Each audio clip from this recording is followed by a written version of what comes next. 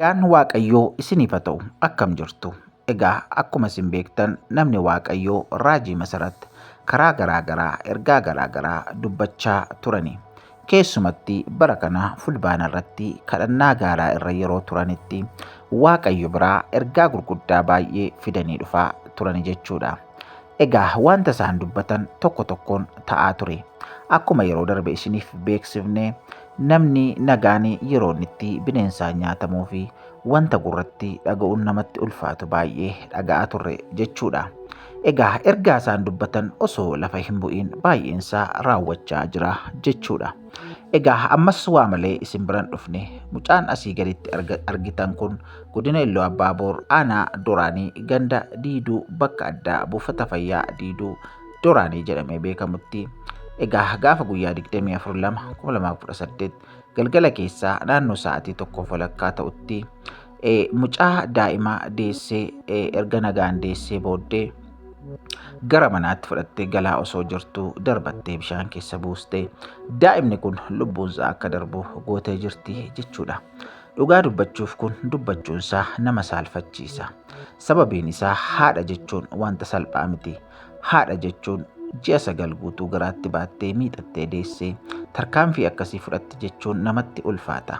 Egaa biyya keenya kana keessatti afurri hamaan akka sirriitti hojjechaa jiru nuu galaa jira jechuudha. Kanaaf kiristaanonni biyya jirru lafa jiru hundumaatti Waaqayyoon haa kadhannu, gara Waaqayyootti haa deebinu, Waaqayyoon araara haa gaafannu isiniin jenna. Egaa nutis akka miidiyaa keenyaatti yeroo hundumaa wantoota akka kanaa ni argina, garuu isinitti fiduu ni ulfaata. Sababiin isaa wantooti akka kanaa gurraan illee dhaga'uuf waan namatti hin tolleef, egaa amma immoo kan nuti gara keessan dhufneef Waaqayyoon araara haa gaafannu, Waaqayyoon haa kadhannu. Waaqayyo egaa wanta baay'ee dubbatee ture. Yoo na kadhattan ni ooltu. Namni na kadhate, namni gara kootti gore hin oolaa. Ani harkan qaba jedhee dubbateera wanta ta'eef namni kamiyyuu Waaqayyoon haa kadhannu. Jal'inaa biyya lafaa guute kana, jal'inaa dhaloota dhuunfate kana akka dhaloonni baraaramuuf keessumatti abboonnii fi haadholiin kanaan dura Waaqayyo karaa keessan hojii gurguddaa hojjechaa ture. Hin callisinaa, gara Waaqayyootti imimmaan keessan lolaasaati. Waa'ee lafa keenyaaf, waa'ee biyya keenyaaf, keessumatti waa'ee dhaloota booddee dhufuuf Waaqayyoon kadhadhaa isiniin jenna. Egaa yoo kadhanne Waaqayyo waan gaarii biyya keenyaaf ni godha jechuudha. Egaa mucaan kun erga kana gootee qorannoo ji'oota muraasaa booda egaa guyyaa kaleessaa adabbiin itti murtaa'ee jira jechuudha. Balleessaa ishee kanaaf hidhaa cimaa waggaa 12 akka adabamtuu fi mana adabaa akka seentu godhame jira jechuudha. Egaa dhaloonni irra guddaatti akka inni baraaramuuf namoonni barsiisuu dandeessan dhaloota kana barsiisuudhaan, dhaloota kana gorsuudhaan, dhaloota kanaaf kadhachuudhaan akka waan hundumaa baatan isiniif dhaamna. Keessumatti namoonni dhaloota kana barsiisuu dandeessan iddoo garaa garaa kan jirtan dhaloota kanaaf gatii baasaatii barsiisaa, dhaloota baraaraa isiniin jenna. Namni barate, namni sammuun isaa jijjiirame, namni jireenyi afuuraa isaa jijjiirame akka kana hin godhu wanta ta'eef dhaloota kanaaf wanti nuti gochuu qabnu hamma dandeenyu dhaloota kana haa barsiifnu. Dhaloota kana sammuusaa haa jijjiirru.